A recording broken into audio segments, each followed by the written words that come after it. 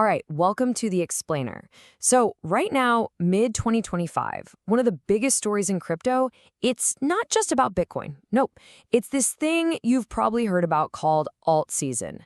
We're going to break down exactly what that is, how it really works, and what key signals everyone's watching right now. So you've seen the headlines, right?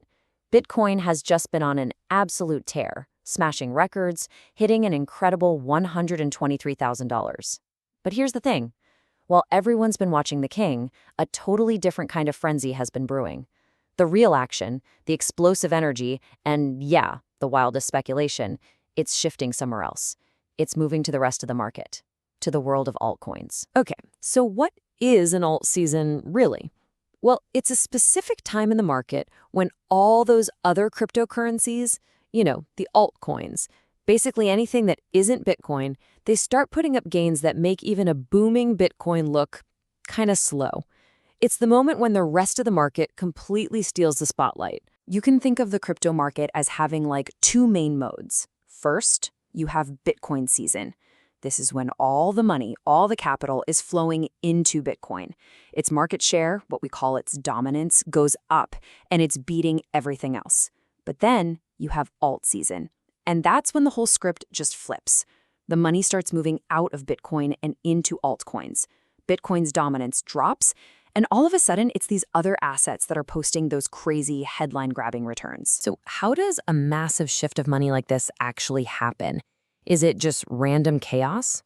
Not at all. It actually follows a surprisingly predictable pattern. Analysts call it the Great Capital Rotation. And it's basically a four-step journey that shows us exactly how money moves through the entire crypto world. Let's think of the crypto market like a river system, because it works perfectly here. It all starts with step one. New money, fiat currency, flows into the biggest, safest part of the river. That's Bitcoin. Its price and dominance rise. Then, once Bitcoin's incredible run starts to slow down a bit, you get step two. Investors take their profits and rotate them into the next biggest tributary, which is Ethereum, looking for those higher returns. From there, we hit step three. The success in Ethereum builds a ton of confidence, and that money starts to cascade even further downstream into other big, well-established altcoins. And all of this leads to the final stage, step four, pure euphoria. This is when the risk appetite is just off the charts. Money literally floods into the tiniest, most speculative projects. Everyone's in a mad dash for those explosive, life-changing gains. Okay, so if that's the whole process, the capital rotation, how do you actually know when it might be starting? What are the signals we should be looking for? Well, let's take a look at the dashboard and see what the analysts are pointing to right now in July 2025 that's making them think an alt season is on the horizon. The number one classic signal, the one everybody watches, is Bitcoin's dominance, or BTC.D. So after peaking way up at 66%, it's now fallen all the way down to about 60%. And that is a huge sign that money is moving out of Bitcoin and looking for a new place to go. And just to give you some context here, historically, when we've seen a sustained drop below 54%, that's when a full-blown alt season has really kicked off. And when we look at the whole investor dashboard, a few things really jump out. So, Bitcoin dominance, it's falling. Good sign for alts. The ETH to Bitcoin ratio, it's rising. Another good sign.